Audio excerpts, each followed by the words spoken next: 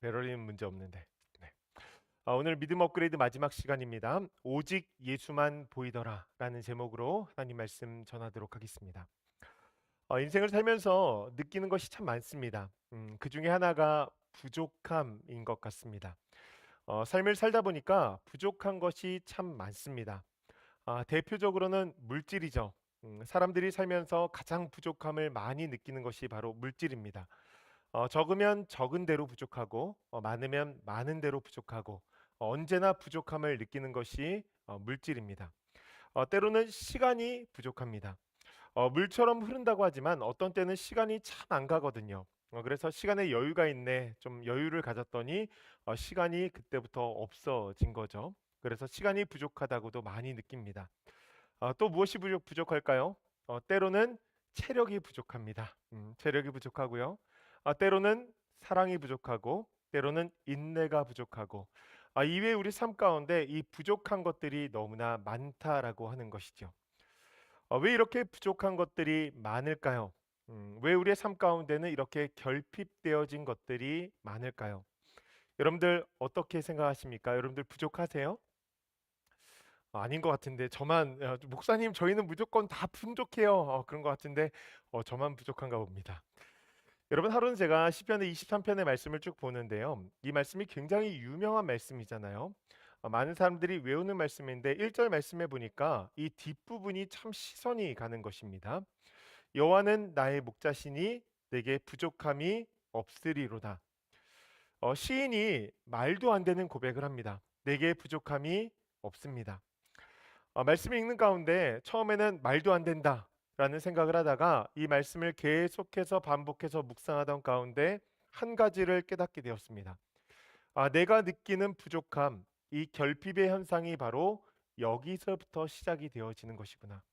하나님이 목자가 되시면 부족함이 없다고 분명하게 말씀하시는데 결핍이 느껴지지 않아야 하는데 이것이 문제구나. 여러분, 저는 여러분들이 이 말씀을 꼭 믿기를 소원합니다. 하나님이 목자 되시면 부족한 것이 없어집니다. 아멘이십니까? 네. 여러분, 신앙생활 가운데 가장 중요한 것이 믿음이죠. 믿는 자에게 능치 못함이 없다고 말씀하십니다. 그렇기 때문에 우리는 믿음을 가져야 합니다. 구체적으로 우리가 어떤 것에 대해서 믿음을 가져야 되냐면 하나님의 말씀에 대한 믿음을 가져야 합니다. 하루는 결혼을 꿈꾸던 한 소녀에게 천사가 나타났습니다. 이 약혼자와 결혼을 꿈꾸던 그녀에게 천사가 나타나서 이런 이야기를 하는 거예요. 내가 곧 임신할 것이고 이 땅을 구원할 구원자를 낳을 것이다. 이 소녀가 가만히 생각하기에 말이 되어지지가 않는 것입니다. 그래서 천사에게 이렇게 묻는 거예요. 저는 남자와 단 한 번도 성적인 관계를 가져본 적이 없는데 어떻게 그런 일이 일어날 수 있습니까?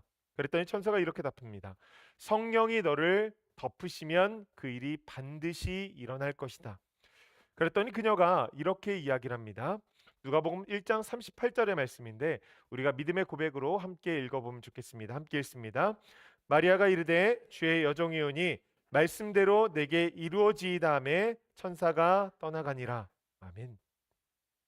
말씀대로 내게 이루어지이다. 되게 많은 사람들이 하나님의 말씀을 믿습니다. 성경을 읽어보니 기록된 대로 이미 다 이루어졌고 그렇다면 앞으로도 이루어질 것이라 예상하는 것이죠. 믿는 것입니다. 그런데 이 안에 굉장히 작은 오류, 그러면서도 큰 오류가 존재합니다. 말씀대로 세상 가운데는 이루어지는데 내 삶에는 이루어질 것이라 기대하지 않는 것입니다. 분명히 하나님의 말씀대로 이루어질 거예요. 그런데 내 삶과는 굉장히 거리감이 있다는 것이죠. 내 삶에 이루어질 것이라고 믿었던 그 마리아. 여러분 성경은 그녀를 향해서 뭐라고 이야기합니까? 누가복음 1장 45절 말씀 보니까 이렇게 이야기합니다. 그 여자에게 복이 있도다. 복이 있다. 여러분 왜 복이 있다 말씀하셨을까요? 그녀에게 하나님의 말씀이 이루어졌기 때문입니다. 완벽하게 이루어졌어요. 이 땅에 그녀를 통하여 예수님께서 오심으로 말미암아 인류 구원의 문이 열렸고 우리의 목자가 되어 주신 것이죠. 그래서 믿음으로 이 말씀을 경험한 사람들은 마태와 동일한 고백을 하는 것입니다. 이 말씀은 1.1획도 없어지지 않고 다 이루어질 것입니다. 여러분, 이 말씀의 포인트는 무엇이냐면 바로 내게입니다. 하나님의 말씀은 강건적인 능력으로 이 땅 가운데 임할 것입니다. 그와 동일하게 내 삶 가운데에도 임할 것임을 우리가 믿어야 한다라고 하는 것이죠. 전 우리 조이풀교회 성도님들이 그것을 믿음으로 살아갈 수 있는 주의 백성들 되어지기를 간절히 축복합니다. 말씀은 내게 이루어집니다. 여러분, 그 말씀으로 믿음을 보십시오. 여호와가 나의 목자가 되시면 부족함이 없어집니다. 만약에 우리의 삶 가운데 여호와를 목자 삼았지만 결핍이 있다면, 걱정과 근심과 염려가 있다면 이것은 단 한 가지를 증명합니다. 우리가 완전히 하나님을 나의 목자로 삼지 않았다라고 하는 것이죠. 아니, 정확하게 이야기하면 그분이 나의 목자 되심이 내 삶 가운데 충분하지 않다는 것입니다. 오늘날 많은 신앙인들의 삶 가운데 나타나는 동일한 현상이 있다면, 나에게 예수님도 필요하지만 다른 목자도 필요하다는 거예요. 이것이 악한 날로 가득한 이 시대를 살아가는 우리의 연약한 모습인 것 같습니다. 예수님 플러스 알파, 이 썸띵이 필요하다라고 하는 것이죠. 사실 이성적으로 생각해 보면 이해가 갑니다. 성경은 결혼에 대해서 딱 한 가지의 조건을 이야기하죠.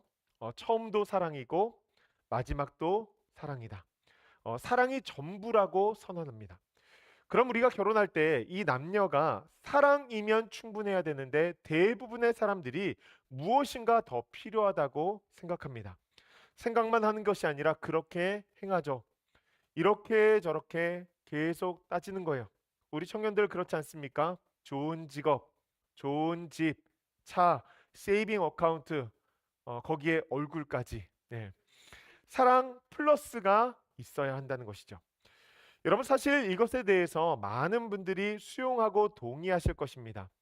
여러분들 가운데 전 아닌데요 라고 하시는 분들 한번 생각해 보세요. 제가 딱 하나만 질문 드려볼게요. 여러분, 혹시 자녀들이 결혼한다고 할 때 배우자에 대해서 물어볼 때 가장 먼저 무엇을 물어보셨습니까?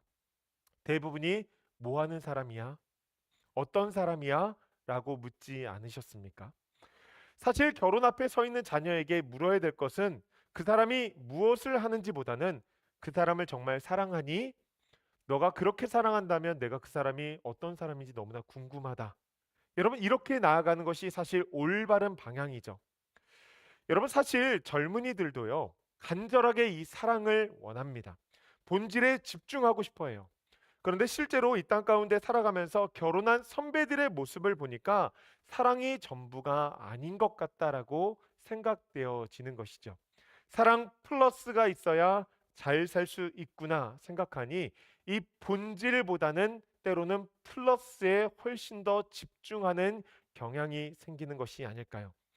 전 그래서 한 가지의 소원이 있다면, 우리 성도님들이 정말 부부가 너무 사랑해서 그것을 우리 청년 세대에게 사랑이 전부다라는 것을 여러분들이 몸소 보여줄 수 있는 주의 백성들 되어지기를 간절히 축복합니다. 네. 여러분, 왜냐하면 사단이요, 이것을 가지고 계속 우리를 시험하거든요. 이 땅을 살아가면서 본질만으로 충분하지 않다는 거예요. 예수님만으로 충분하지 않습니다. 이 땅을 살기 위해서는 예수님 플러스가 필요합니다라고 이야기하는 것이죠. 여러분, 오늘 본문에 그 말씀이 기록되어져 있습니다. 33절 말씀 보니까 이렇게 기록되어져 있어요. 두 사람이 떠날 때 베드로가 예수께 여짜오되, 주여, 우리가 여기 있는 것이 좋사오니 우리가 초막 셋을 짓되 하나는 주를 위하여, 하나는 모세를 위하여, 하나는 엘리야를 위하여 하사이다 하되 자기가 하는 말을 자기도 알지 못하더라. 아멘. 여러분, 지금 이 베드로의 상태를 잘 파악해야 됩니다. 베드로는 아직까지 이 십자가, 예수님께서 말씀하신 십자가 사건을 받아들이지 못하고 있는 상황입니다. 그런 상태에서 산에 올라가서 굉장히 신비로운 경험을 하게 되어진 거예요. 예수님께서 변모하신 것을 목격하게 되었고, 그 곁에서 모세와 엘리야와 더불어 한참 동안 대화하는 것을 목격하게 되어진 것이죠. 가만히 있으니까 그 현장이 너무나 좋은 것입니다. 베드로가 가만히 보다가 이 예수님께 말을 거는 타이밍이 언제입니까? 두 사람이 떠날 때쯤. 여러분, 여기에 뭔가 베드로의 의도가 있지 않을까요? 예수님 앞에 이렇게 묻습니다. 예수님, 우리 모두가 다 여기 있는 것이 어떨까요? 제가 초막 셋을 짓겠습니다. 하나는 주를 위하여, 또 하나는 모세를 위하여, 또 하나는 엘리야를 위하여 짓겠습니다. 여러분, 베드로가 무엇을 생각한 걸까요? 예수님 플러스 두 사람. 예수님이 지금 이스라엘을 로마로부터 독립시켜야 되는데, 이 새로운 나라를 세워야 되는데 대의를 앞두고 이 약한 마음을 먹어서 조금 큰일이거든요. 그런 와중에 예수님 플러스 모세와 엘리야가 온 거죠. 그들이 오니까 이제 모든 것들이 해결되리라 생각한 것입니다. 여러분, 사실 이 두 사람의 존재를 생각해 보면 그렇게 생각할 만도 하죠. 여러분, 역사적 인물에 대한 평가는 사실 사람들의 시각과 이 후대 해석에 따라 달라지지 않습니까? 한 사람을 바라보는 시각이 다르다는 거예요. 지난 사역 가운데 이 같은 날 교회에 부임을 한 목사님이 계셨습니다. 같은 날 부임했는데 알고 보니까 나이도 같아서 이야기를 많이 나누게 되었고 친하게 되었는데, 한 번은 이야기를 나누다가 이 목사님께 어떻게 이 교회에 오게 되었냐라고 물었더니 이 목사님께서 그런 얘기를 하는 거예요. 자기는 담임 목사님이 너무 좋아서 그 존경하는 담임 목사님과 함께 사역하고 싶어서 이 교회에 오게 되었다는 것입니다. 그 목사님과 사역하는 것이 자신의 꿈이었다는 거예요. 그래서 제가 왜 그랬더니 자기가 1.5세인데 1.5세들에게 있어서 자신의 담임 목사님이 대부 같은 존재라고 하는 것입니다. 전 당시에 단순히 담임 목사님께서 1.5세이고 좋은 분이라고 생각하고 있었는데, 이분의 이야기를 통하여서 이 담임 목사님이 어떤 분이신가, 이분의 위상을 다시 한번 새롭게 생각해 보게 되었습니다. 여러분, 지금 와서 생각해 보니까 그 친구의 이야기가 저한테 이런 것 같아요. 이스라엘 백성들이 바라보는 모세와 같지 않았을까? 여러분, 우리에게 있어서 그냥 모세는요, 고통받는 이스라엘 백성들을 이 고통으로부터 해방시켜 준 사람, 또한 어떤 사람들은 온 땅 가운데서 가장 온유한 사람이라고 기억할 것입니다. 우리에게 있어서 모세는 그냥 성경의 수많은 위인들 가운데 한 사람이라고 하는 것이죠. 그런데 이스라엘 백성들에게 있어 모세는요, 거의 신적인 존재입니다. 민족에 기여한 그의 업적이 크기도 하지만 그가 다른 믿음의 선진들과 다르게 인식되어지는 가장 중요한 이유는 무엇이냐면 이스라엘 백성들에게 하나님의 계명, 그 율법을 전해준 사람이기 때문입니다. 이 계명을 통하여서 이스라엘 백성들은 자신의 정체성을 확립하게 되었으니 그들에게 있어서 이 모세는 영웅이고 자신의 정체성과 같은 존재인 것이죠. 여러분, 베드로가 이 모세가 예수님에게 왔다는 것을 이렇게 해석하지 않았을까요? 나라의 정체성을 세울 수 있는 분이 오셨으니 우리에게 드디어 천군 만마가 오셨다. 여러분, 그런가 하면 엘리야는 누구입니까? 구약 시대 가운데 가장 유명한 선지자 중에 한 사람이 엘리야입니다. 어두운 시대 가운데 이 등불을 밝힌 시대의 선지자인데, 여러분, 이스라엘이 가장 힘들고 어려웠던 시기가 있었습니다. 가장 악한 왕이라고 불렸던 아합 왕이 다스렸던 시기입니다. 왕이 얼마나 악했는지 하나님을 경외하지도 하나님을 바라보지도 않았어요. 어떻게든지 자신의 힘과 능력을 통해서 이 나라를 통치하기 위해서 애를 썼는지 모릅니다. 그중 하나가 무엇이었냐면 이스라엘 백성들, 이 이스라엘 나라를 잘 세우기 위해서 이 주변국들과 동맹을 맺었는데 그 나라의 공주들과 정략적인 결혼을 한 것입니다. 그와 동시에 그 나라의 우상들을 수입해서 온 나라의 정체성을 잃게 만든 것이죠. 여러분, 어두운 시기에 영적으로 나라를 바로 세운 사람이 바로 엘리야 선지자였습니다. 혈혈 단신으로 850명의 바알과 아세라 선지자들과 대결해서 승리한 사람인 것이죠. 불의 사자 엘리야. 여러분, 그가 예수님과 함께 있다라고 하는 것은요, 새롭게 나라를 세울 수 있는 이 투쟁, 힘과 능력이 되어지는 것입니다. 여러분, 헛된 꿈을 꾸고 있는 이 베드로가요, 이 두 사람이 있다는 것이 얼마나 든든한지, 누가 오더라도 우리가 승리할 수 있겠다, 이제는 예수님과 새 나라를 세울 수 있겠다 생각한 것입니다. 여러분, 지금 베드로가 바라보는 것이 무엇입니까? 예수님 플러스, 예수님 플러스인 것이죠. 예수님 플러스라면 이 땅에서 못할 일이 없겠다 싶은 것입니다. 그러니 그들과 함께 있고 싶은 거예요. 모세야 엘리야라면 예수님의 약한 마음도 잡을 수 있고 세상에 이스라엘의 독립을 알리면서 멋지게 새 나라를 세울 수 있겠다고 생각한 것이죠. 예수님께서 그렇게 자기 생각에 갇히면 안 된다. 오직 나로 좋게 해야 된다라고 말씀하셔도 예수님 플러스가 필요하다는 거예요. 여러분, 이것이 베드로만의 문제일까요? 성경을 보면 이런 이야기가 자주 등장합니다. 출애굽한 이스라엘 백성들이 가나안에 들어갔을 때를 가만히 한번 생각해 보십시오. 이스라엘 백성들은 애굽에서 430년 동안 노예로 벽돌을 구우면서 삶을 살았습니다. 노예로 살아가는 그들의 삶이 얼마나 고달팠는지 그들은 하나님 앞에 처절하게 부르짖었습니다. 그래서 하나님께서 그들에게 자유를 허락하신 거예요. 이제 광야 생활을 거쳐서 가나안 땅으로 가게 된 것이죠. 여러분, 이 상황을 사회학적으로 가만히 생각해 보십시오. 그들이 살아가는 사회가 변화되어진 것입니다. 그들이 이제 광야로 나아가니까 유목 생활을 하게 되죠. 유목 사회로 나아가게 된 거예요. 아무것도 없는 광야 가운데서 텐트를 쳤다 걷었다 하면서 그것을 반복하면서 살아가는 것이 얼마나 힘들었을까요? 먹을 것이 없다고 불평하니까 하나님께서 어떻게 하십니까? 만나와 메추라기를 매일같이 삶 가운데 내려주셨습니다. 그렇게 40년 동안 유목 사회를 그들이 살아간 것이죠. 그러다 가나안 땅으로 들어가게 되었는데 이제는 환경이 변했어요. 어떻게 변했습니까?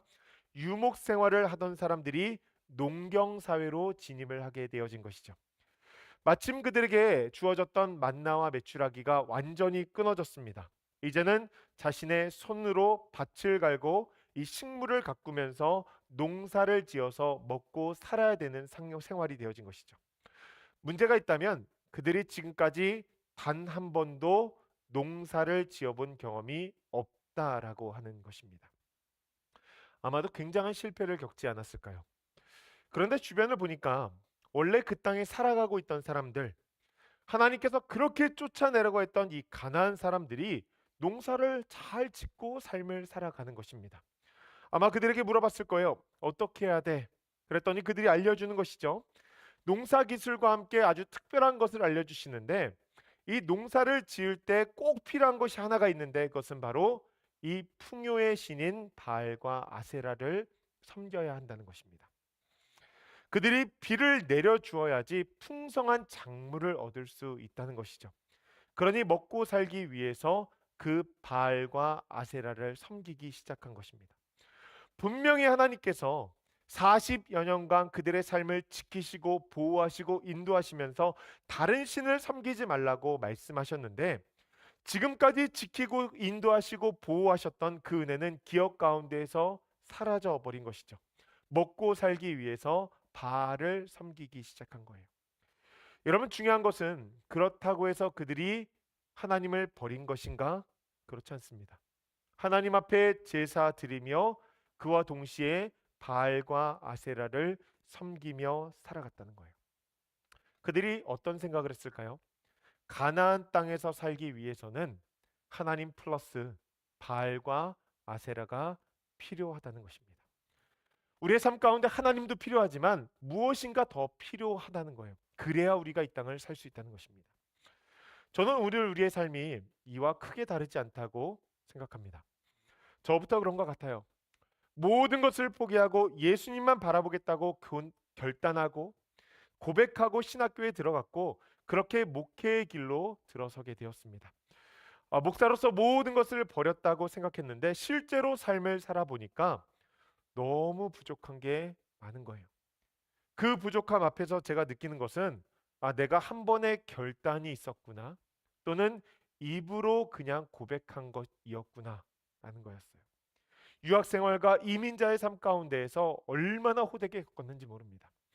인생을 살면서 온전히 예수님에게 붙잡혀서 주님과 동행하면서 예수님만으로 만족합니다. 나는 예수님만으로 충분합니다 고백하면서 살아가고 싶었는데 현실을 딱 대고 보니까 이거는 예수님으로 안 되겠는데 라고 생각되어지는 것이 너무나 많은 것이죠. 예수님 도와주세요, 저 결단했습니다 라고 고백하지만 그 사이를 비집고 들어오는 두려움과 조바심과 걱정과 근심과 염려가 너무 마음을 지배하는 거예요. 그러니 뜻대로 풀리지 않을 때 자꾸 시선을 돌리게 되는 것입니다. 제 삶은 그럴까요? 여러분들의 삶도 그렇겠죠. 제가 우리 성도님들을 생각하면 참 마음이 아플 때가 많습니다. 회사에서 비즈니스를 운영하면서 또는 좁은 이민자들과의 관계 가운데, 가정 가운데 이 일상을 살아가면서 이런저런 일들을 참 우리가 많이 경험합니다.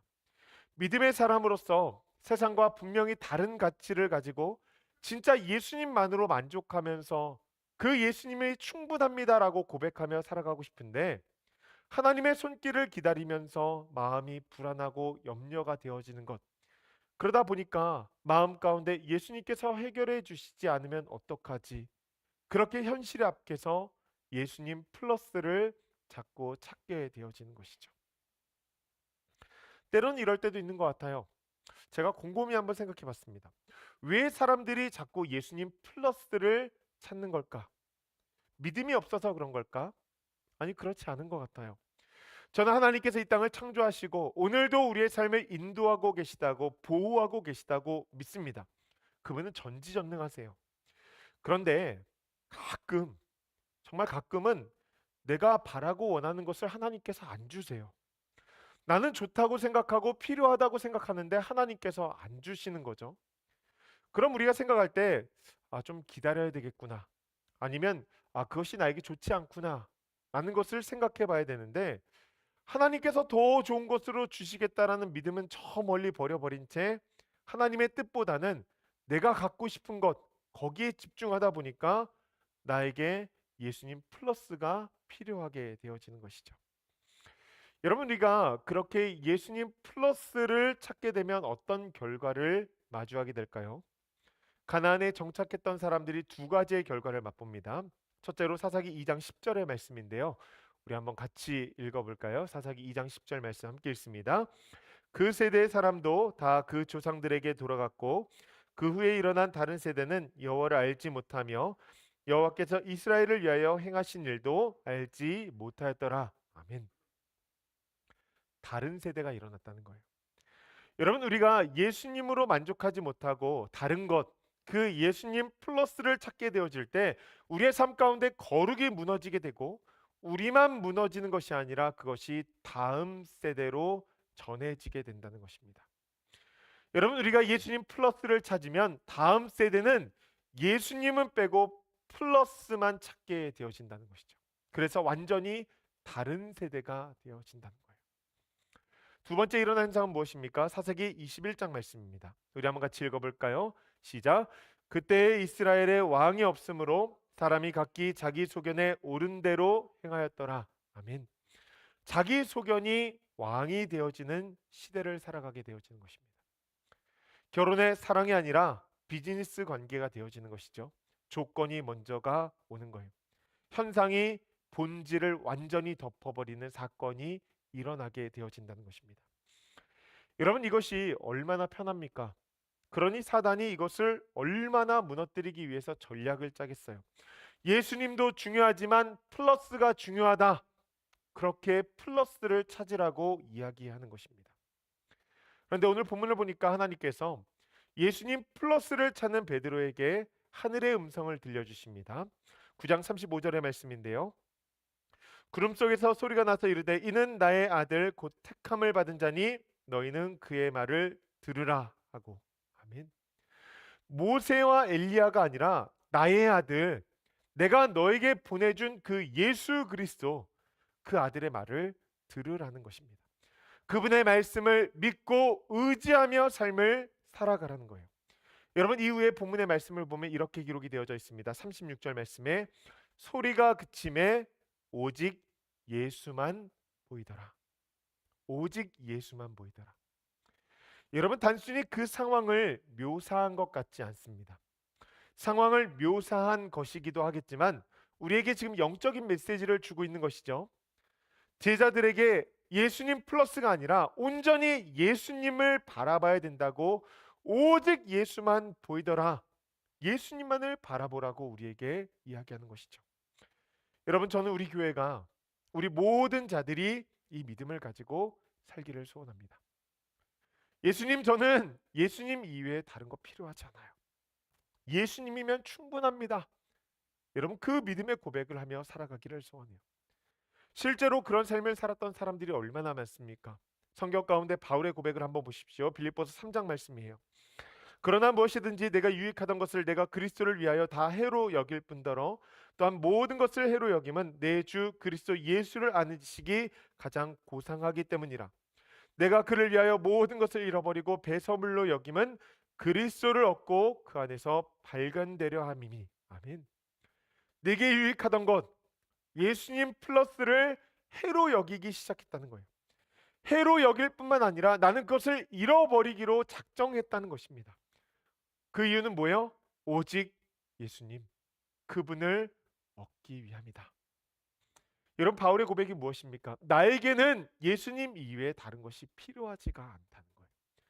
예수님이면 충분하다는 거예요. 여러분 바울만 그럴까요? 이 시대 가운데 교회를 세웠던 모든 사람들은요, 자신의 모든 것을 던져서 예수님만을 바라보았던 사람입니다. 예수님으로 충분한 인생이었다는 것이죠. 여러분 역사 가운데만 있을까요? 그렇지 않습니다. 오늘 이 시대 가운데에도 예수님이면 충분합니다 라고 고백하며 살아가는 사람들이 얼마나 많은지 몰라요. 저는 그 꿈을 꿉니다.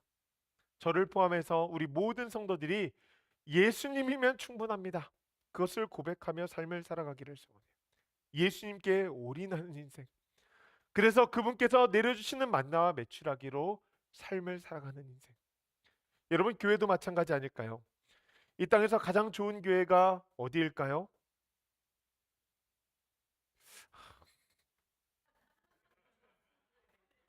네, 맞아요. 화려한 사운드와 풍성한 사운드를 낼 수 있는 연주자들, 뭐 번쩍이는 조명과 쾌적한 예배실, 교육시설, 여러분 이런 모든 것들이 갖춰진 교회일까요? 그럼 좋겠죠. 그런데 하나님께서는 이 좋은 교회의 기준을 그렇게 정하지 않으십니다. 주님께서 우리에게 이렇게 말씀하세요. 예수님이 중심이 되어지는 교회가 좋은 교회다. 그래서 제게 만약에 달라스에서 가장 좋은 교회가 어디입니까? 라고 묻는다면 저는 주저하지 않고 이렇게 답할 것입니다. 조이풀 교회입니다. 왜 그럴까요? 강단에서 예수님이면 충분합니다 라고 선포되어지는 교회이기 때문입니다. 그것에 모든 성도가 아멘 하는 교회이기 때문입니다. 여러분 그 삶을 향한 스트럭을, 그것을 바라보는 교회이기 때문에 저는 조이풀 교회가 좋은 교회라고 믿습니다. 여러분 그럼 어떤 사건들이 우리의 삶 가운데 일어날까요? 다시 시편 23편 1편으로 돌아가서 여호와는 나의 목자시니 내게 부족함이 없습니다. 여러분 그 고백이 되어지는 것이죠. 부족함이 없는, 결핍이 없는 인생, 그 인생을 예수님만 바라보며 살아가는 거예요. 말씀을 마무리합니다. 저는 오늘 여러분들에게 하나 수학 공식 같은 것을 가르쳐 드리려고 하는데요. 예수님 플러스 something은 무엇일까요? nothing입니다. nothing. 네. 예수님 플러스 something은 nothing이에요. 주님께서 가나안에 들어가 바알과 아세라를 섬긴 자들을 향하여서 이렇게 말씀하시죠. 너희들은 나를 버렸다. 우리는 불안하고 초조하고 근심과 걱정이 있어서 예수님 플러스를 찾았던 것뿐인데 예수님께서는 너희는 나를 버렸다 말씀하세요. 아니요, 저희는 예수님이 마음에 있습니다 라고 이야기하는데 주님께서 아니라고 말씀하시는 거예요. 여러분 이것을 이렇게 생각해 보면 이해가 갑니다. 부부 중에 다른 한 사람이 다른 남자와 여자와 불륜 관계를 맺으면서 나는 당신을 버린 게 아닙니다, 아직도 동일하게 당신을 사랑합니다 라고 한다면 어떻게 될까요? 폭력이 행사되겠죠. 여러분 이해하시겠어요? 받아들일 수가 없는 것이죠. 주님께서 말씀하시는 거예요. 예수님 플러스 something은 nothing이다. 그럼 우리는 어떻게 될까요? 이 공식을 기억해야 됩니다. 예수님 플러스 nothing. 예수님 플러스 nothing은 뭐가 될까요? everything이 됩니다. everything. 여러분 예수님 플러스 nothing이 되어지면 everything이 되어지는 거예요. 그래서 저는 우리가 그 인생을 살기를 소원해요. 예수님으로 충분합니다. 여러분, 특별히 이번 주간은 우리가 삶으로 그것을 고백하는 한 주간이 될 것입니다. 내일부터 시작되어지는 고난주간 집회, 여러분 진정으로 말씀으로 도전받고 예수님 플러스를 버릴 수 있는 좋은 기회가 되어지기를 소원합니다. 만약에 가능하다면 온라인까지 여러분 동원하려고 그래요. 저희 이제 온라인 시스템 거의 다 갖췄거든요. 그래서 여러분들 가능하면 나오시되, 만약에 안 되겠으면 여러분 온라인으로라도 꼭 참여해 주십시오. 우리 안에 더러운 것들이 있다면 여러분 영적인 대청소가 일어날 수 있는 귀한 시간이 되어질 것입니다. 또한 이 시간을 통하여서 우리가 진정으로 예수님만 바라볼 수 있는, 예수님이면 충분합니다, 오직 예수만 보이더라, 그 고백할 수 있는 우리 조이필교회 성도님들 되시길 주님의 이름으로 축복합니다. 사랑과 은혜가 많으신 아버지 하나님 감사합니다.